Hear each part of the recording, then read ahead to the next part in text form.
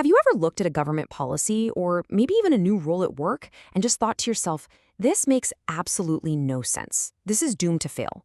Well, it turns out there's usually a very deep, almost hidden reason why that happens. Today, we're going to pull back the curtain on a really powerful framework that's designed to diagnose exactly that.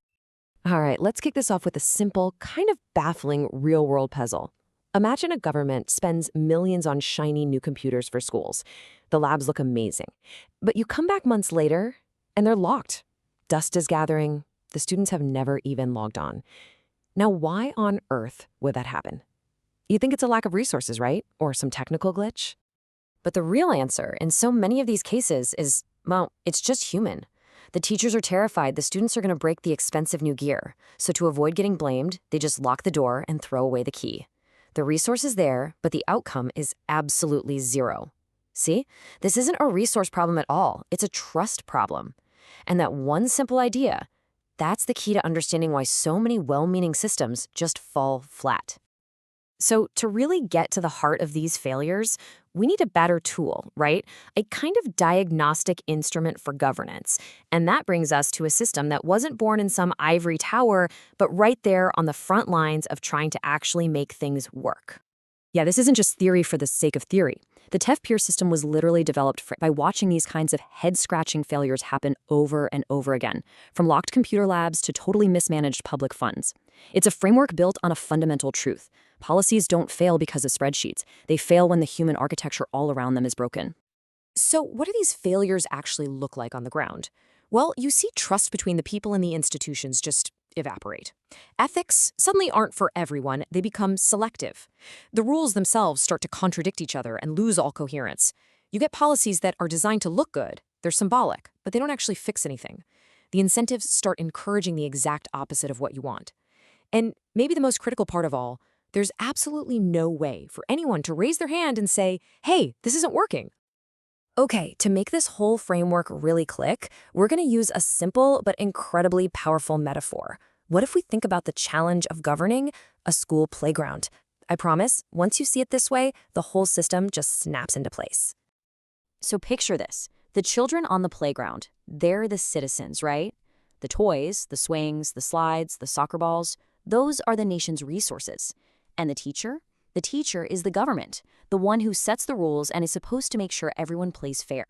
This simple setup lets us break down all 6 pillars of the TEF-PIR system. First up, we have trust, and it's a two-way street. If the teacher doesn't trust the kids, they might lock up the best toys to keep them safe. The playground looks neat and tidy, but its whole purpose, play, is completely lost. And on the flip side, if the kids don't trust the teacher to be fair, why would they ever follow the rules? Next, let's talk about ethics. This is all about fairness, moral proportionality. Does the teacher apply the rules the same way for every single kid? Or do the teacher's favorites get special treatment? If the rules aren't applied fairly, the whole system feels rigged. Then you've got the framework. This is the underlying structure, the architecture of the rules. Is it crystal clear who's responsible for what? Is there a real system for monitoring how things are going and holding people accountable? Without a solid framework, everything just becomes random and arbitrary. Following that, we have policy. This is about the design of the rules themselves. Are the rules actually designed to solve real problems on the playground, like making sure everyone gets a turn on the swim? Or are they just for show? Symbolic gestures that sound good but don't really change a thing. The 5th pillar is incentives. This is huge. Do the rules encourage the right kind of behavior? For example, does sharing a toy lead to a reward, like getting more time to play? Or do the rules accidentally create weird loopholes that actually encourage kids to hoard all the best toys for themselves? And finally, resources. Let's talk about the toys themselves. How does everything, the money, the assets, actually flow through the system? Are the best resources the best toys available for everyone to see and use, or are they hidden away, locked up, only accessible to a privileged few?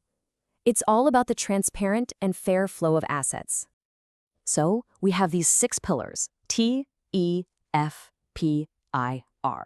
But the system is basically dead in the water without the engine that makes it all run.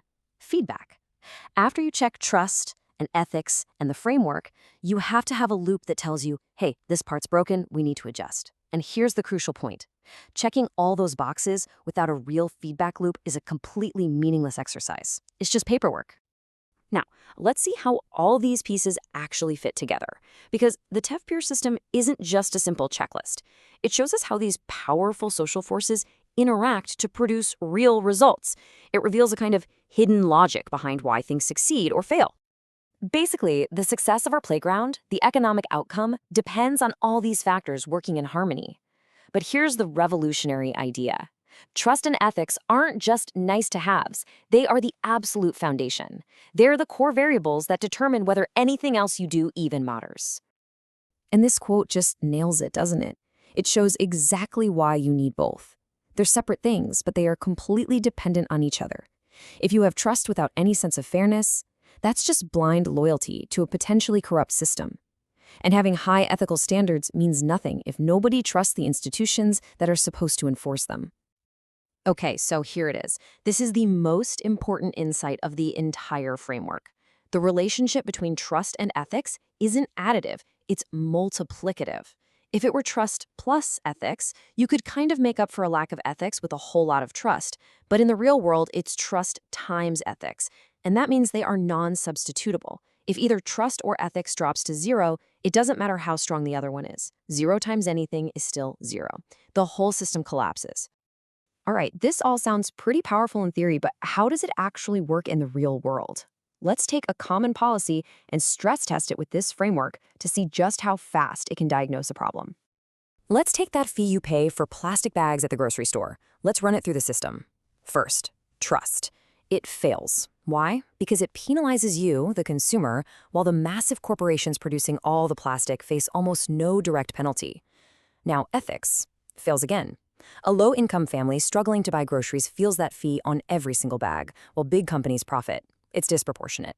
The framework, the policy, the incentives, they all fail because they target the wrong person, the shopper at the checkout line, instead of the producer at the factory.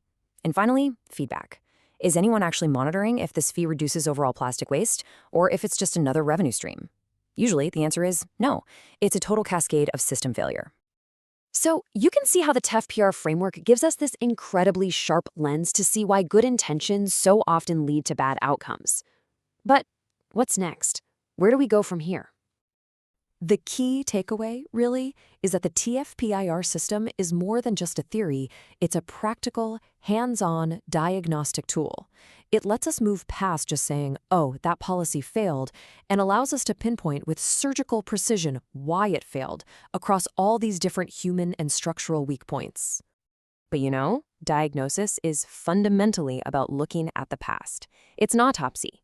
What's the holy grail? What if we could build a model that could actually forecast institutional failure before it even begins? To go from diagnosis to prediction. And that, right there, is exactly where this work is headed.